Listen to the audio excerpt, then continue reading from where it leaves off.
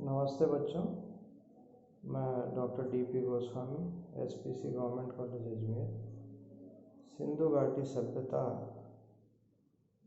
पर अपनी बात कहने जा रहा हूँ। सिंधु घाटी सभ्यता को इतिहास में अलग अलग नामों से जाना जाता है।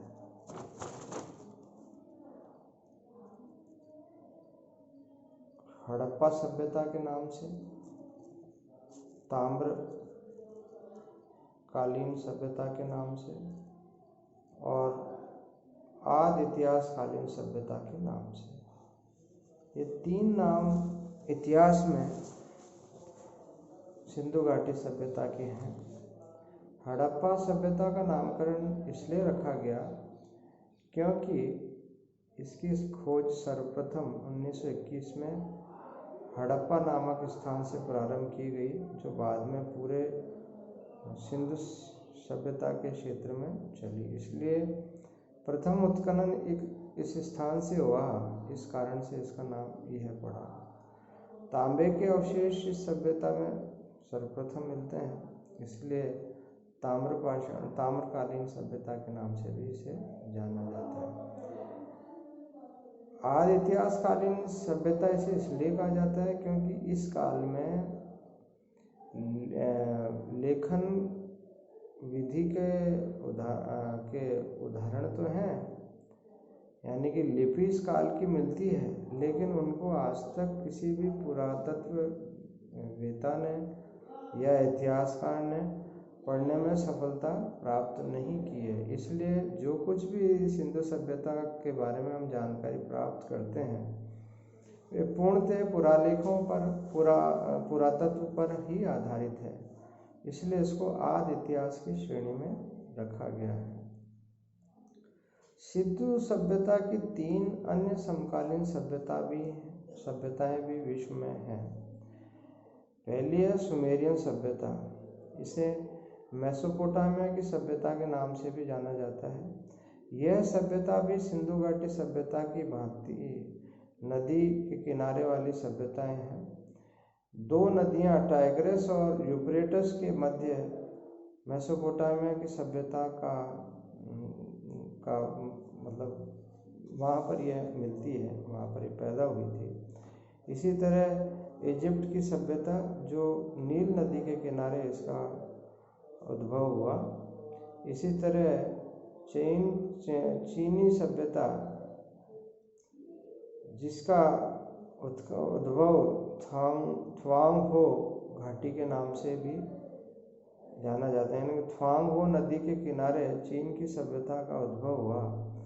तो हम देखें तो प्राचीन कालीन जितनी भी सभ्यताएं हैं वे नदी के किनारे उद्भव वाली सभ्यताएं हैं, और हर सभ्यता का उद्भव किसी न किसी प्रसिद्ध नदी के किनारे हुआ है।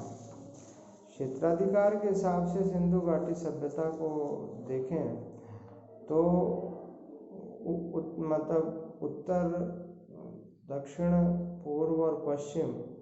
उत्तर क्षेत्र में इसका विस्तार मांडा, जम्मू कश्मीर के तक था, जो चेनाब नदी के किनारे है। आप देखेंगे कि सभ्यता का उद्भव किसी न किसी नदी के किनारे रहा है, यानी कि पानी का मनुष्य से बहुत नज़दीकी संबंध रहा है। जहाँ पानी होता था वहीं पर मनुष्य अपने निवास स्थान को बनाता था। इसी तरह दक्षिण में दैमाबाद, जो महाराष्ट्र में है, और ये परावरा नदी के किनारे है, यानी कि यहाँ भी नदी है।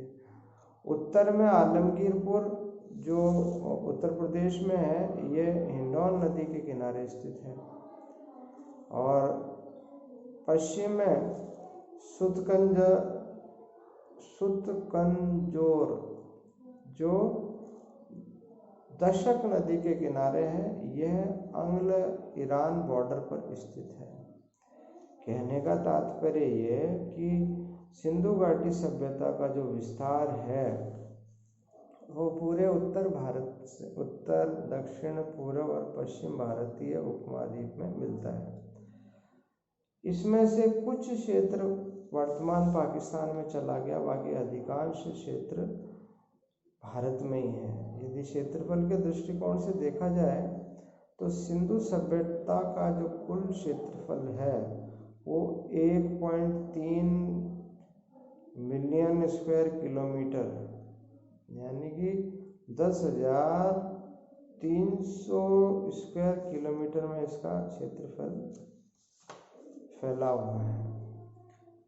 अगला प्रश्न है कि सिंधु घाटी सभ्यता के जो रचयिता थे वो कौन थे। तो सिंधु घाटी सभ्यता के रचयिताओं में 4 विभिन्न